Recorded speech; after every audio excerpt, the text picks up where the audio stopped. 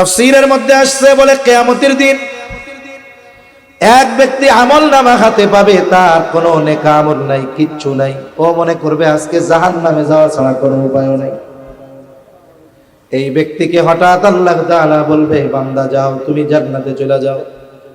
লোকটা একটু অবাক হয়ে বলবে, কি ব্যাপার, আমার কোনো আমল নাই, সারা জীবনে গুনাহ ভরা, আমারে জান্নাতে যেতে কয় কেন? আল্লাহ তাআলা বলে, বান্দা যাও। ওই বান্দার জানতে মন চাইবে কোন আমলের কারণে সে জান্নাতি হচ্ছে।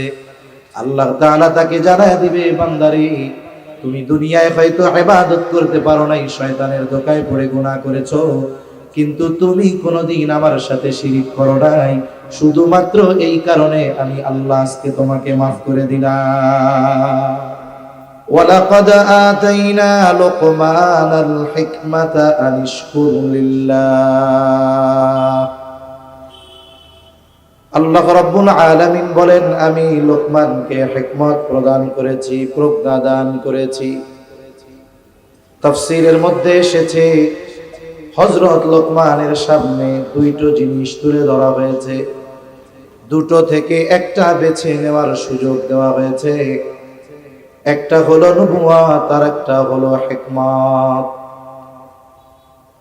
হযরত লোকমান নবুয়তকে গ্রহণ না করে তিনি হিকমতকে গ্রহণ করেছেন। প্রশ্ন করা হলো, লোকমান, নবুয়তের মতো গুরুত্বপূর্ণ মর্যাদাপূর্ণ বিষয় গ্রহণ করবার সুযোগ থাকার পরেও আপনি কেন হিকমতকে গ্রহণ করেছেন, নবুয়তকে গ্রহণ করেন নাই? কারণ প্রত্যেকটা নবী পরিপূর্ণ হিকমতওয়ালা। আপনি যদি নবুয়ত গ্রহণ করতেন, সম্মানজনক পদ সাথে সাথে হিকমতও পেয়ে যাইতেন। হযরত লোকমান জবাবে বললেন, শোনো, আল্লাহ তাআলা যদি আমাকে নিজের থেকে নবুয়ত দেওয়ার ইচ্ছা পোষণ করতেন, তাহলে আমাকে দুটো থেকে একটা বেছে নেওয়ার সুযোগ দিতেন না, সরাসরি তিনি আমাকে নবুয়ত প্রদান করতেন এবং ওই নবুয়তের জিম্মাদারি পালনের জন্য যত ব্যবস্থাপনা গ্রহণ করা দরকার সব ধরনের ব্যবস্থাপনা যিনি গ্রহণ করতেন তিনি কে?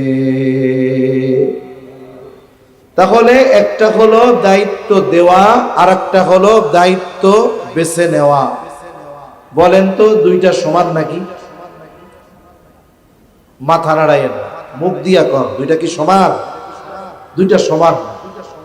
কারণ কোন দায়িত্ব যদি আমি আপনাদের কাছ থেকে জোর করে চাইয়া নেই, যদি বলি যে এই দায়িত্বটা আমাকে দেন, আমাকে দেন, আমাকে দেন, এখন যদি ওই চেয়ে নেওয়া দায়িত্ব পালন করতে আমি ব্যর্থ হয়ে যাই, আপনারা সবাই মিলে আমাকে বলবেন, হুজুর, আপনার কাজ এই দায়িত্ব নেওয়া না, আপনার কাজ হলো মসজিদে ইমামতি করা, মাদ্রাসায় পড়ানো, ওয়াজ করা। আপনি নিজের থেকে যে চেয়ে দায়িত্ব নিছেন পালন করতে পারলেন না, তার মানে দায়িত্ব চেয়ে নেওয়ার পর যদি দায়িত্ব পালনে কেউ ব্যর্থ হয় তাকে তিরস্কার করা হয়, বেশি কথা বলা হয়। আর যদি কেউ দায়িত্ব আমার উপরে জোর করে চাপায়া দেয়, বলে, হুজুর আপনি দায়িত্ব নেন, আমরা আপনার সাথে আছি, কোনো টেনশন নাই, আল্লাহ না করুন ওই দায়িত্ব পালনে আমি যদিও অকৃতকার্য হই, আপনারা কিছু বলার আগে আমি জোর গলায় বলবো, আমারে জোর করে দায়িত্ব দিছেন কেন? তার মানে দায়িত্ব চেয়ে নেওয়ার পরে যদি কেউ দায়িত্ব পালনে ব্যর্থ হয় তাকে তিরস্কার করা হবে, আর যদি দায়িত্ব চাপায়া দেওয়া হয় তখন ওই দায়িত্ব পালনে অন্যান্যরা সহযোগিতা করে। হযরত লোকমান বলেন, আমি যদি নবুয়তের দায়িত্ব নিজের থেকে গ্রহণ করতাম, যদি ওই দায়িত্ব পালনে কোনো ত্রুটি বিচ্যুতি হয়ে যাইত, তাহলে আল্লাহ তাআলার দরবারে আমাকে জবাবদিহিতার কাঠ গড়ায় দাঁড়ানো লাগতো।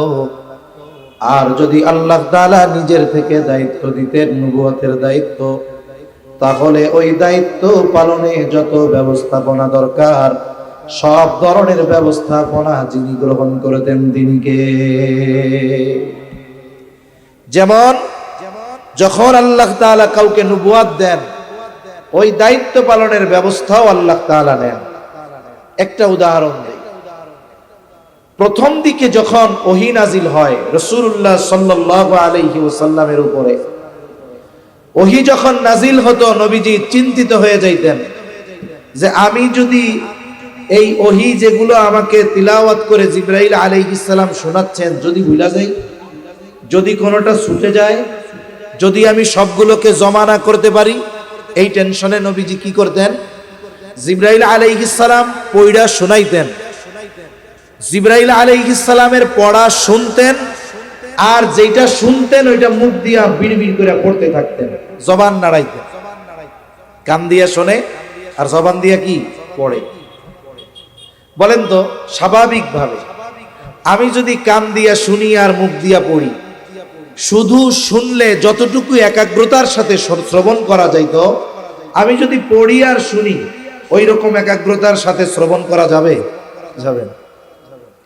কিন্তু নবী কেন মুখ দিয়ে পড়ে, কান দিয়ে শোনে আর মুখ দিয়ে পড়ে? আল্লাহ তো ভালো জানে। নবীজি চিন্তা করতেছেন এটা পড়ে আমি আত্মস্থ করে ফেলি, কারণ যদি কোনোটা ছুটা যায় এজন্য পড়তেন।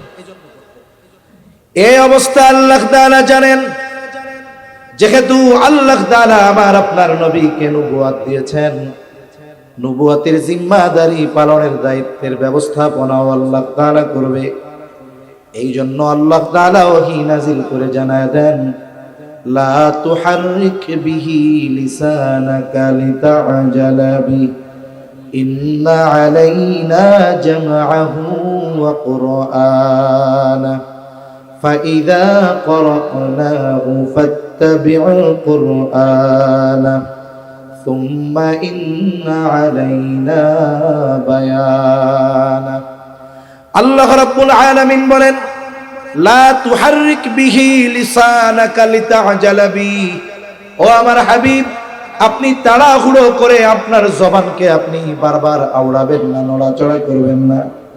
কেমন যেন আল্লাহ তাআলা বলে, হাবিব আমার আপনি কি মনে করতেছেন আপনি না পড়লে কোরআন হারায়া যাবে?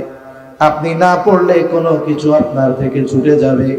আল্লাহ তাআলা বলেন, হাবিব চিন্তার কোনো বারণ নাই, শুইনা নেন, ইন্না আলাইনা জামআহু ওয়া কুরআনা। আপনার পড়ার প্রয়োজন নাই, আপনি খেয়াল দিয়া শুনবেন। কেন? বলে এই কোরআন একত্রিত করা, শুধু তাই না, এই কোরআন আপনাকে পড়ায়া দেওয়ার দায়িত্ব আমি আল্লাহ।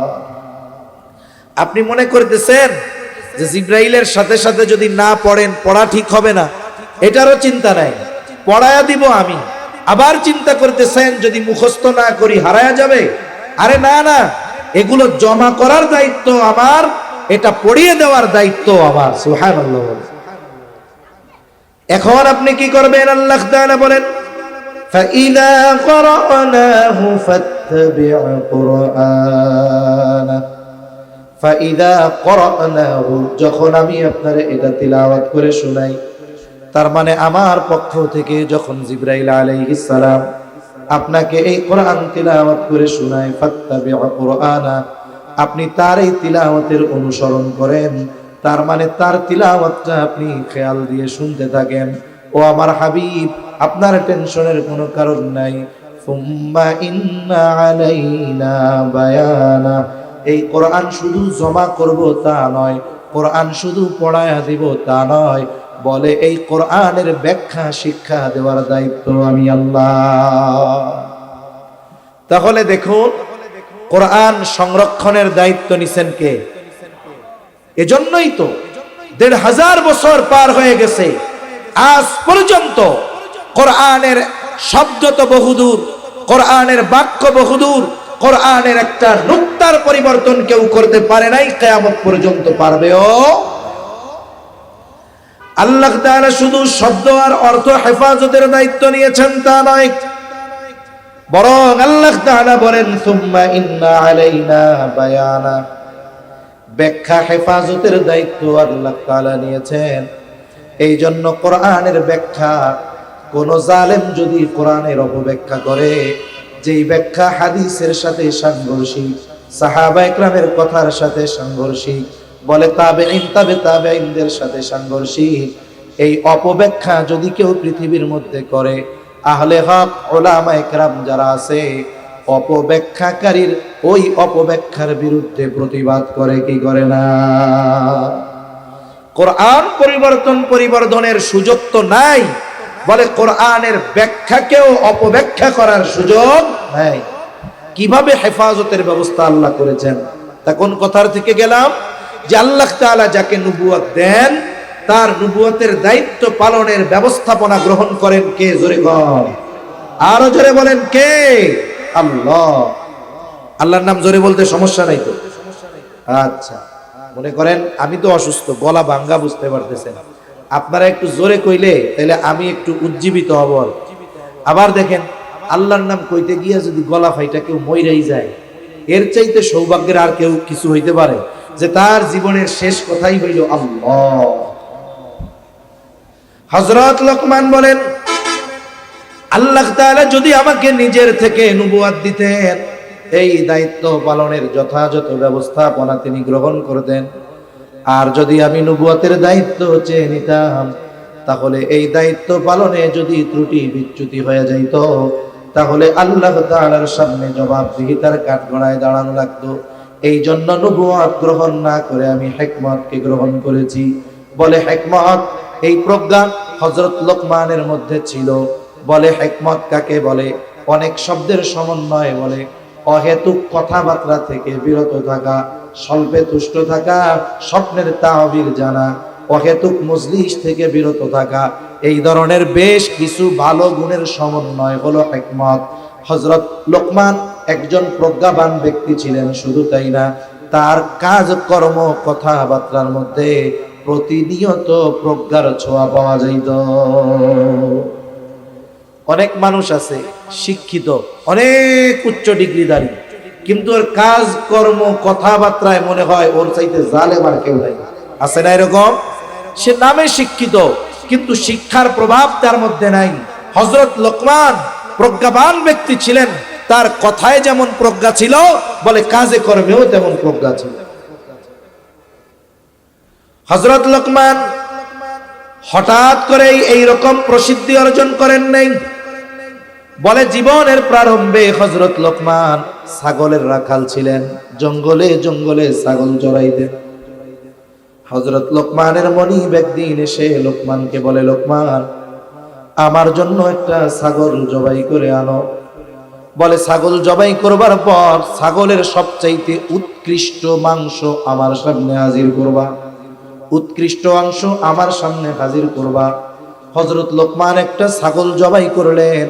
জবাই করবার পর এই জিহ্বা আর এই গুদ্দা, কলিজা, এই দুইটা অংশ নিয়ে মনিবের সামনে হাজির। একটা হলো হৃৎপিণ্ড আর একটা হলো জিহ্বা। সোজা কথায় একটা হলো অন্তর আর একটা হলো জিহ্বা। এই দুইটা অংশ এনে মনিবের সামনে হাজির করলেন। বলে, মনিব, এই দুইটা অংশ হলো সর্বোৎকৃষ্ট অংশ। এইবার মনিব আবার বলে, লোকমান, আর একটা ছাগল আমার জন্য জবাই করবা। এইবার ছাগলের সবচাইতে নিকৃষ্ট অংশ হাজির করবা। হযরত লোকমান আবার একটা ছাগল জবাই করলেন। জবাই করবার পর আবার ওই কলিজা অথবা অন্তর বা হৃৎপিণ্ড আর জিহ্বা, এই দুই অংশ মনিবের সামনে হাজির করলেন। মনিব এবার হযরত লোকমানকে বলে, লোকমান, তুমি কি আমার সাথে মজা করো নাকি? সর্বোৎকৃষ্ট অংশ আনতে বললাম, এই দুইটা অংশ, সবচাইতে নিকৃষ্ট অংশ আনতে বললাম, এই দুইটাই আনলা, কারণটা কি? তুমি কি আমার সাথে মজা করো নাকি? হযরত লোকমান মালিকের প্রশ্নের জবাবে বলে, মালিক, যার অন্তর আর জবান ভালো হয়ে যায় সে সবচাইতে উৎকৃষ্ট হয়ে যায়, আর যার অন্তর আর জবান খারাপ হয়ে যায় সে সবচাইতে নিকৃষ্ট হয়ে যায়। হযরত লোকমানের কাজের মধ্যে যেমন হিকমত, কথার মধ্যেও হিকমত ছিল।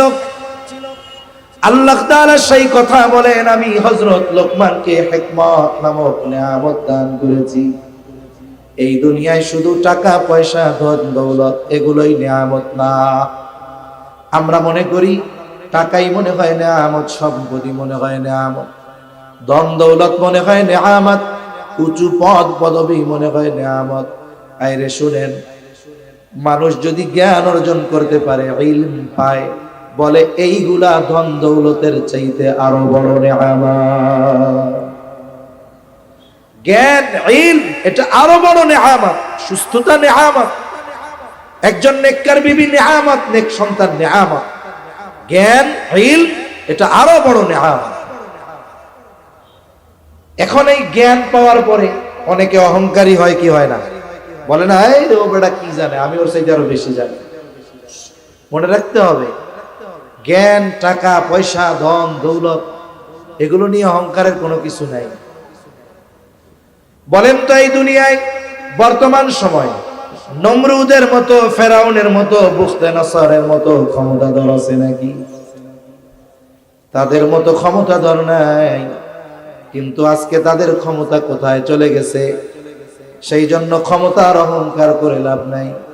একটা সময় আসবে ক্ষমতা থাকবে না, কিন্তু যারা ক্ষমতাকে নেয়ামত মনে করেছে এরা অবাধ্য হয় নাই, বরং এদের নাম ইতিহাসের পাতায় স্বর্ণাক্ষরে লেখা আছে না? হযরত সুলাইমান আলাইহিস সালাম কেমন বাদশাহী ছিল, বাংলাদেশের মতো এক দেশের বাদশা ছিলেন। রব্বি হাবলি মুলকান লা ইয়ানবাগি লিআহাদিন মিন বাদি। দোয়া করেছে, আল্লাহ আপনি আমারে এমন রাজত্ব দেন আমার পরে যা আর কাউরে দিবেন না। বলে গোটা পৃথিবীর রাজত্ব হযরত সুলাইমান আলাইহিস সালামকে দেওয়া হয়েছে। আরে উনি শুধু মানুষের ভাষা বুঝতেন না, উনি পশু পাখির ভাষা বুঝতেন। বাতাসকে ওনার আজ্ঞাবহ করে দেওয়া হয়েছিল। এত প্রভাব প্রতিপত্তির অধিকারী হওয়ার পরেও কোনদিন অহংকার করেন নাই সুলাইমান আলাইহিস সালাম। ইতিহাসের পাতায় স্বর্ণাক্ষরে কোরআনের পাতায় লেখা আছে। আর ফেরাউন ক্ষমতা পেয়েছে, অহংকারী হয়েছে। অবস্থা কেমন? মানুষ তাকে এত ঘৃণা করে, নমরুদকে ঘৃণা করে। বলে অমুসলিম যদি কাউরেও বলা হয় যে তোর পোলার নামটা ফেরাউন রাখলে মাসে তোরে 500 কইরা দিব, রাখবে কেউ? আপনাদের এলাকার সবচেয়ে গরিব মানুষরা যদি কন তোর পোলার নাম একটু নমরুদ রাখ, মাসে 2000 টাকা কইরা বেতন দেওয়া হবে, রাখবে? অহংকার করে অনেকে, সম্পদের অহংকার করার কোনো সুযোগ নাই। বলে আল্লাহ তাআলা কারুনরে কত সম্পদ দিয়েছিল।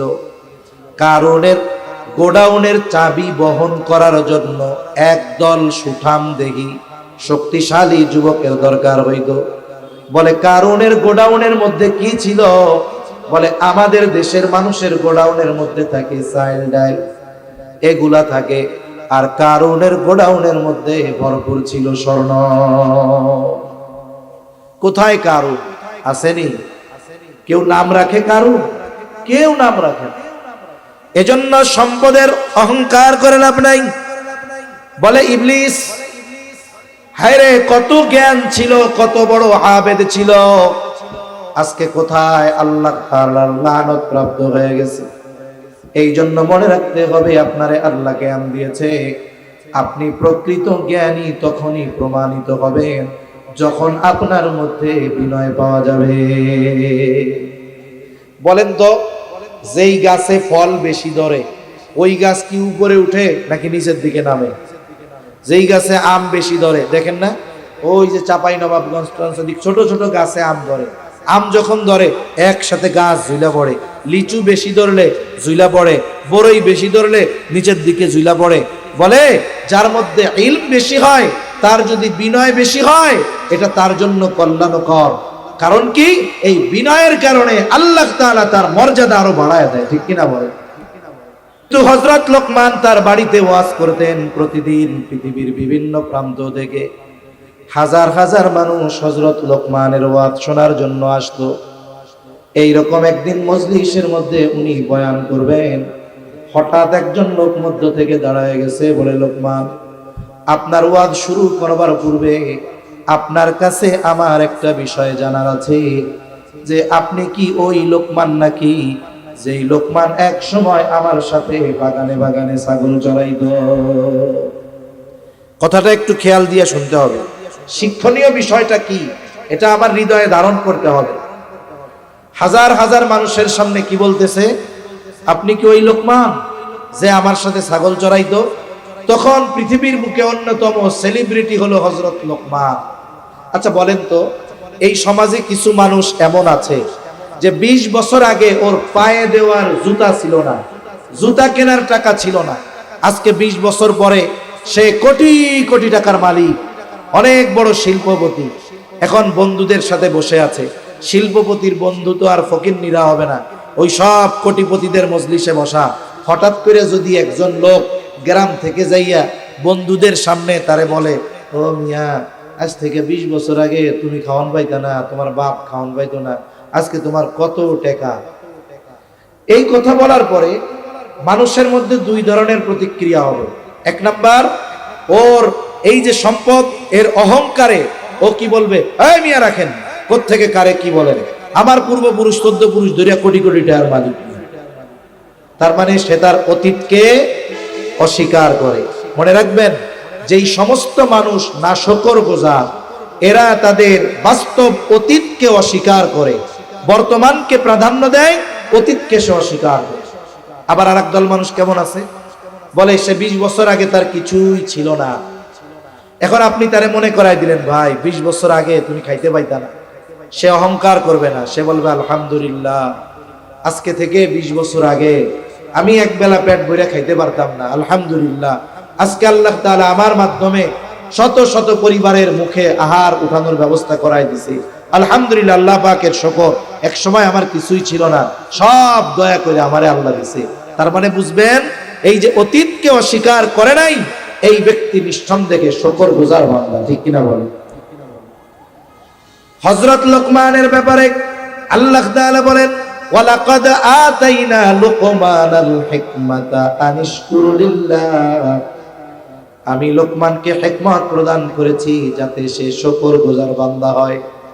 বুজুর্গানে দিন বলেন, এই কথার দ্বারা আল্লাহ মূলত বোঝাতে চান, লোকমান শুধু একজন প্রজ্ঞাবান বিখ্যাত ব্যক্তি ছিল এমনটা নয়, বরং লোকমান আমার শুকরগুজার বান্দাদের মধ্যে একজন।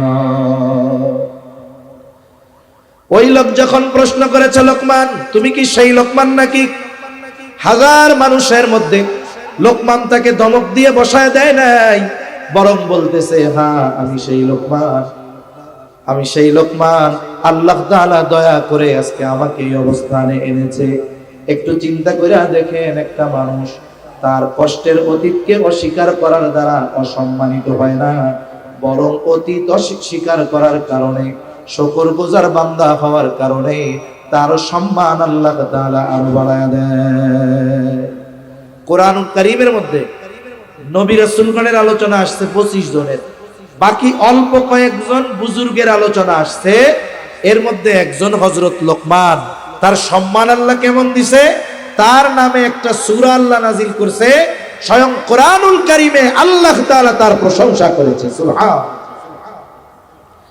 এরপর পর আল্লাহ তাআলা আমাদেরকে বলেন, কোন বান্দা যদি নিয়ামত পাবার পর শুকরিয়া আদায় করে, এতে আল্লাহর কোনো লাভ নাই, বরং শুকরিয়া আমরা যদি আদায় করি, লাভ আমাদের। এই জন্য যে কোনো ধরনের নিয়ামত যদি পাই, এটা জ্ঞানের নিয়ামত হতে পারে, সম্পদের নিয়ামত হতে পারে, ক্ষমতার নিয়ামত হতে পারে, নিয়ামতটা যেই ধরনের হোক না কেন, ওই নিয়ামতের বিপরীতে কৃতজ্ঞতা প্রকাশ করব। আল্লাহ তাআলা বলেন, ওয়া মান ইয়াশকুর ফাইন্নামা ইয়াশকুরু লিনাফসি। খায়রে যে শুকরিয়া আদায় করে সে সেটা নিজের জন্যই করে। আর ওয়া মান কাফারা ফাইন্নাল্লাহা গনিয়্যুন হামিদ। আর যারা কুফরি করে, নিয়ামতের শুকরিয়া আদায় করে না, তারা জেনে রাখুক আল্লাহ তাআলা বলেন, অমুখাপেক্ষী এক মহান সত্তা, সপ্রশংসিত অমুখাপেক্ষী মহান সত্তা। কেউ যদি আল্লাহ তাআলার শুকরিয়া আদায় না করে, এতে আল্লাহর কোনো লস নাই, বরং কোন বান্দা যদি নিয়ামত পায়া শুকরিয়া আদায় না করে, বরং যে শুকরিয়া আদায় করে নাই, ক্ষতিটা হয় তার। এজন্য আল্লাহ তাআলা কোরআনুল কারীমের এক জায়গায় বলেন, লাইন শাকারতুম লাযীদান্নাকুম ওয়া লাইন কাফারতুম ইন্না আযাবী লাশাদীদ।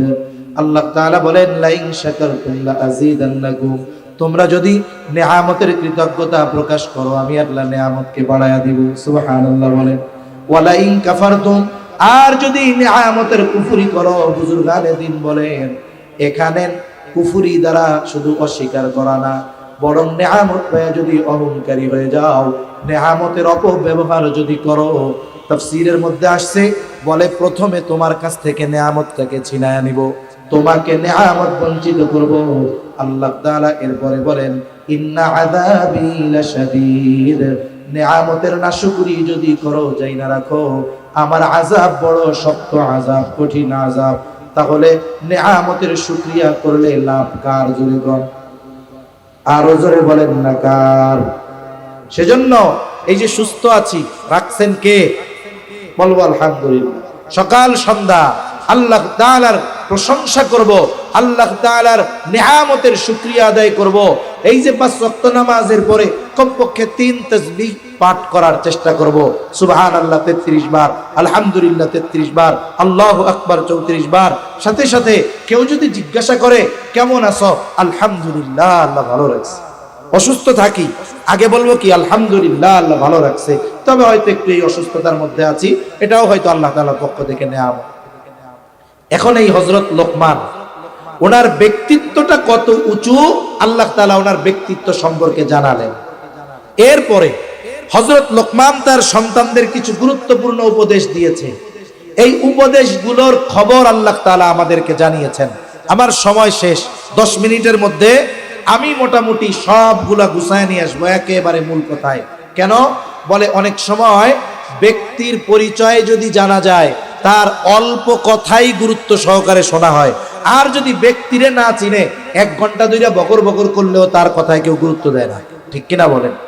এজন্য দেখেন আল্লাহ তাআলার সিস্টেম কি।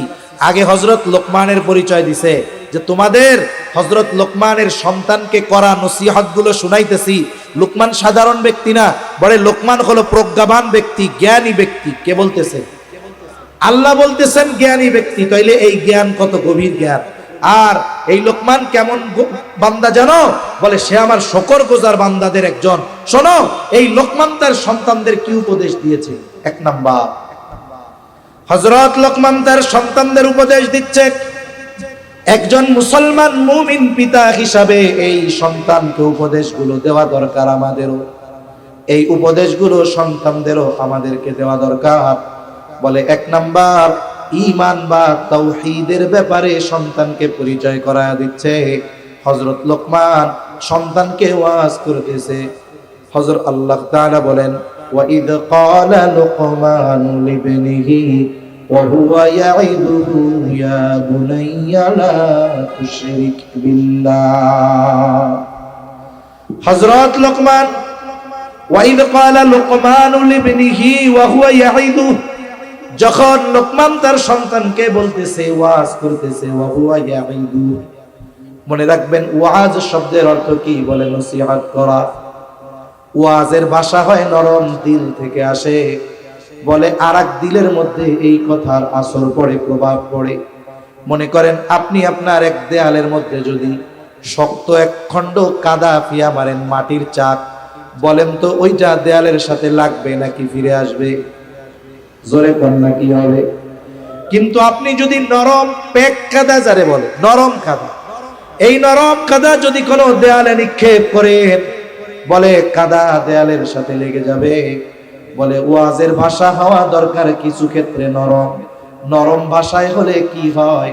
বলে হৃদয় থেকে যখন নরম কথা আসে, ওই কথাটা হৃদয়ের সাথে সাথে সাথে লেগে যায়। হযরত লোকমান তার সন্তানকে ওয়াজ করতেছে। ওয়াজ কি ওয়াজ? বলে ইয়া বুনাইয়া লা তুশরিক বিল্লাহ, হে আমার বৎস, তুমি আল্লাহ তাআলার সাথে শিরিক কইরো না। সন্তানরে ডাক দিচ্ছে ইয়া বুনাইয়া, হে আমার সন্তান। অনেক সময় সন্তানদের আদর করে আমরা বলি ও আমার কলিজার টুকরা, ও আমার নয়নের মণি, ও আমার কলিজার টুকরা, বুকের মানিক। বলে আরবিতে কি কয়?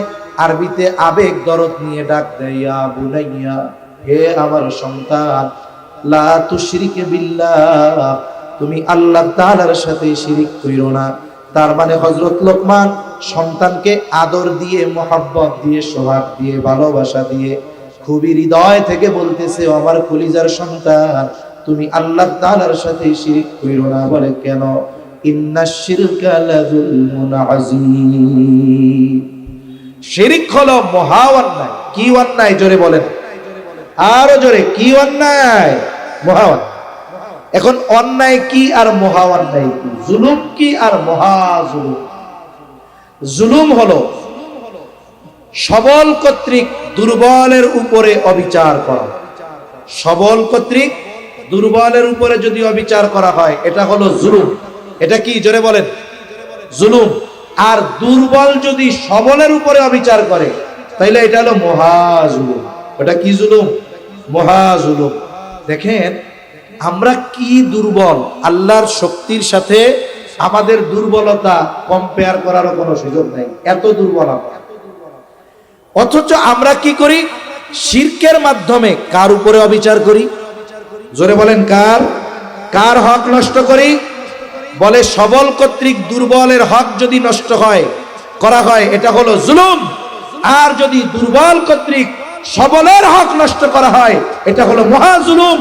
এজন্য যখন কেউ শিরক করে আল্লাহর সাথে বলে সে মহা জুলুমকারীদের অন্তর্ভুক্ত। ঠিক কিনা বলে? এজন্য খবরদার, আল্লাহ তাআলার সাথে আমরা কখনো শিরক করব না। শিরক মুক্ত ঈমান দরকার। এইখানে সন্তানকে তাওহীদ বা ঈমানের শিক্ষা দিচ্ছেন হযরত লোকমান। ও আমার বৎস, আল্লাহ তাআলার সাথে শিরক করব না, কারণ ইন্নাশ শিরকা লাযুলমুন আযীম। শিরক হলো মহা অন্যায়, মহা জুলুম। আর আল্লাহ তাআলা শিরক করলে সবচাইতে বেশি বেজার হয়। আল্লাহ তাআলা বলেন ইন্নাল্লাহা লা ইয়াগফিরু আন ইউশরাকা বিহি ওয়া ইয়াগফিরু মা দুনা যালিকা লিমান ইয়াশা। আল্লাহ তাআলা বলেন ইন্নাল্লাহা লা ইয়াগফিরু আন ইউশরাকা বিহি, তার সাথে যদি কেউ শিরক করে তাকে আল্লাহ মাফ করবে। বাকি যে অন্যায় আছে, আমল করে নাই, নামাজ পড়ে নাই, রোজা রাখে নাই, আল্লাহ চাইলে এগুলো মাফ করে দিতে পারে। শিরক যদি করে, তওবা যদি না করে, আল্লাহ তাহলে মাফ করবে না। তাফসীরের মধ্যে আসছে বলে কিয়ামতের দিন এক ব্যক্তি আমল নামা হাতে পাবে, তার কোনো নেক আমল নাই, কিচ্ছু নাই। ও মনে করবে আজকে জাহান্নামে যাওয়া ছাড়া কোনো উপায় নাই। এই ব্যক্তিকে হঠাৎ আল্লাহ তাআলা বলবে বান্দা যাও, তুমি জান্নাতে চলে যাও। লোকটা একটু অবাক হয়ে বলবে কি ব্যাপার, আমার কোনো আমল নাই, সারা জীবনে গুনাহ ভরা, আমারে জান্নাতে যেতে কয় কেন? আল্লাহ তাআলা বলে বান্দা যাও। ওই বান্দার জানতে মন চাইবে কোন আমলের কারণে সে জান্নাতি হচ্ছে। আল্লাহ তাআলা তাকে জানায় দিবে বান্দারে তুমি দুনিয়ায় হয়তো ইবাদত করতে পারো নাই, শয়তানের ধোঁকায় পড়ে গুনাহ করেছো, কিন্তু তুমি কোনোদিন আমার সাথে শিরক করো নাই। শুধুমাত্র এই কারণে আমি আল্লাহ আজকে তোমাকে মাফ করে দিলাম। এজন্য শিরক থেকে নিজে বাঁচবো, সন্তানদেরকেও শিরকি কর্মকাণ্ড থেকে বাঁচাবো, বলেন ইনশাআল্লাহ। মিয়া, যদি ঘরে আগুন লাগে, যদি ঘরের মধ্যে বাচ্চাটা থাকে, আপনি আগুনের পরোয়া না কইরা, পোড়ার ভয় না কইরা ঘরের মধ্যে ঢুকে বাচ্চারে বাঁচানোর চেষ্টা করবেন। আপনার সন্তান যদি শিরকের সাথে জড়িয়ে যায়, এই সন্তানকে তো জাহান্নামে যাওয়া লাগবে। আপনি দুনিয়ার আগুন থেকে বাঁচানোর জন্য চেষ্টা করলেন, সন্তানরে জাহান্নামের আগুন থেকে বাঁচানোর চেষ্টা করবেন না। তাহলে শিরক নিজে করব না, সাথে সাথে আমার সন্তানদেরকে শিক্ষা দিব শিরকের সাথে যেন কখনো না জড়ায়। 2 নাম্বার হযরত লোকমানের নসিহত মধ্যে আল্লাহ তাআলার কাছে কিছু কথা আছে, আমি আর ওইদিকে যাব না। 1 নাম্বার হযরত লোকমান সন্তানকে শিক্ষা দিয়েছে ঈমানের বা তাওহীদের। 2 নাম্বার আল্লাহ তাআলার কুদরত ক্ষমতা কেমন। এইবার সন্তানকে বলে ইয়া বুনাইয়া ইন্নাহা ইন তাকু মিসকালা হাববাতিন মিন খারদালিন ফাতাকুন ফি সখরাতিন আও ফিস সামাওয়াতি আও ফিল আরদি ইয়াতি বিহাল্লাহ। বুজুর্গানে দিন বলেন এখানে আকীদার শিক্ষা আছে, আল্লাহ তাআলার ক্ষমতার শিক্ষা আছে। বলে আল্লাহ তাআলার ক্ষমতা কেমন, বলে আল্লাহ তাআলার প্রতি আমাদের বিশ্বাসটা কেমন হবে। বলে সন্তান রে, ও আমার বৎস, ইন্নাহা, হা দ্বারা উদ্দেশ্য হলো আমল। সেই আমলটা নেক আমল হতে পারে, বদ আমলও হতে পারে।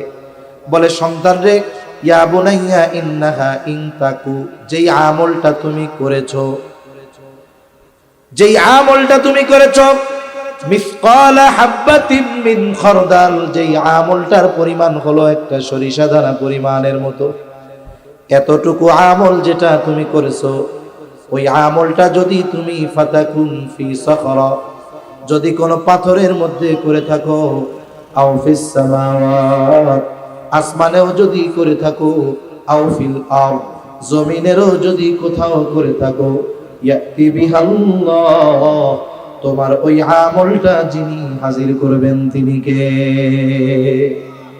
কিয়ামতের দিন আল্লাহ তাআলা কর্মকর্তা দুইজনেরই হাজির করবে।